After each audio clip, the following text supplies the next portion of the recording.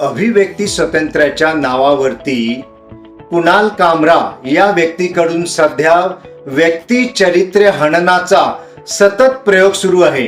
आज त्यांनी पुनश्च एकदा भारताबद्दल अतिशय द्वेषपूर्ण असे वक्तव्य केलेली आहेत।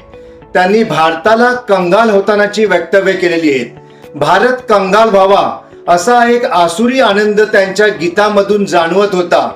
भारतातील अनेक व्यक्तींवरती, नामचीन व्यक्तींवरती त्याने नाना प्रकारचे आरोप केलेले आहेत। भारताचा मान सन्मान स्वाभिमान, या महाराष्ट्राचा मान सन्मान स्वाभिमान याला ठेच पोहोचवण्याचं काम सतत कामरा ही व्यक्ती करत आहे आणि शिवसैनिकांना उकसविण्याचं काम सतत ते आपल्या गीतामधून करत आहेत। याची नोंद कोर्टाने सुद्धा घेतली पाहिजे आणि शासनाबरोबर पोलीस डिपार्टमेंटने सुद्धा या गोष्टींची नोंद घेतली पाहिजे। कारण उद्या जर का शिवसैनिकांचा राग उफाळून आला आणि या राज्यामध्ये काही विपरीत घडलं, कामरावरती जर काही हात उचलले गेले, तर त्याला पूर्णपणे जबाबदार ही व्यक्ती स्वतः असणार, नाही शिवसैनिक असणार।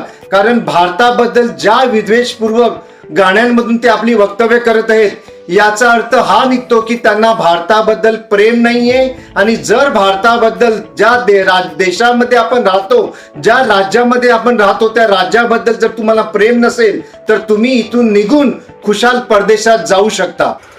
नवीन घडामोडी पाहण्यासाठी आजच आम्ही मुंबईकर 24 तासला लाईक करा, सबस्क्राईब करा आणि अपडेट रहा।